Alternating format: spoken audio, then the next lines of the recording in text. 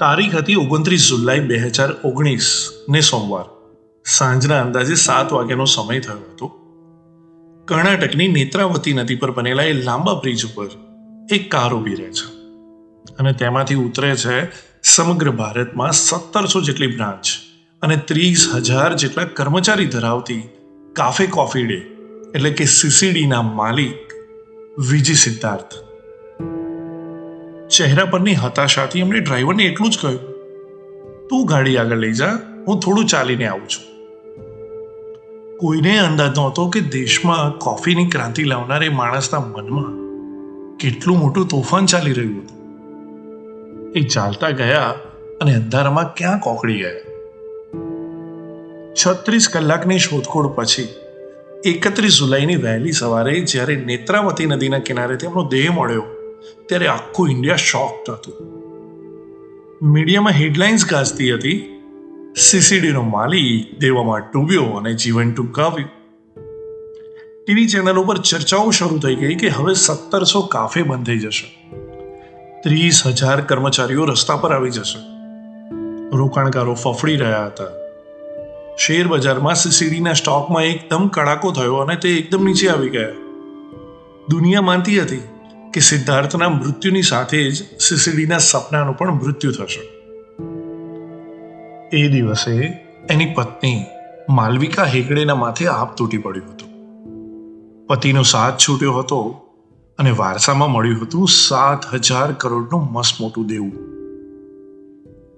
મીડિયાના કેમેરા એમના ઘરની બહાર ગોઠવાયેલા હતા. લોકો એમના ચહેરા ઉપર લાચારી જોવા માંગતા હતા, પણ માલવિકાએ મૌન ધારણ કર્યું. કોઈ પ્રેસ કોન્ફરન્સ નહીં, કોઈ રડારોડ નહીં, પણ એ મૌનની પાછળ એક પત્નીની હિંમત આકાર લઈ રહી હતી. એણે નક્કી કર્યું કે જો હું અત્યારે ભાંગી પડીશ ને તો મારા પતિના સન્માન અને હજારો પરિવારોના ભવિષ્યનું શું? પતિના અંતિમ સંસ્કારના ગણતરીના દિવસોમાં જ માલવિકાએ સીસીડીના બોર્ડ ઓફ ડાયરેક્ટર્સની મીટિંગ બોલાવી. એમણે કર્મચારીઓને એક પત્ર લખ્યો કે તમે ગભરાશો નહીં, અમે આ વાણ ડૂબવા નહીં દઈએ. માલવિકાએ પોતાની અંગત મિલકતો વેચવાનું શરૂ કર્યું. એમણે કોઈ રોકાણકારને એમ ના કહ્યું કે અમે લાચાર છીએ. એમણે કહ્યું કે અમારી પાસે પ્લાન છે. બિનજરૂરી ખર્ચા કાપ્યા, ટેક પાર્ક વેચ્યા અને 24 કલાક મહેનત કરી. પરિણામ એ આવ્યું કે જે દેવું 7,000 કરોડ હતું તે આજે ઘટીને માત્ર 200-300 કરોડ સુધી સીમિત થઈ ગયું. આજે સીસીડી માત્ર ચાલુ જ નથી પણ નફો પણ કરી રહી છે. આજે જ્યારે આપણે આ વાત સાંભળીએ છીએ ને ત્યારે એક બાબત સ્પષ્ટ થાય છે.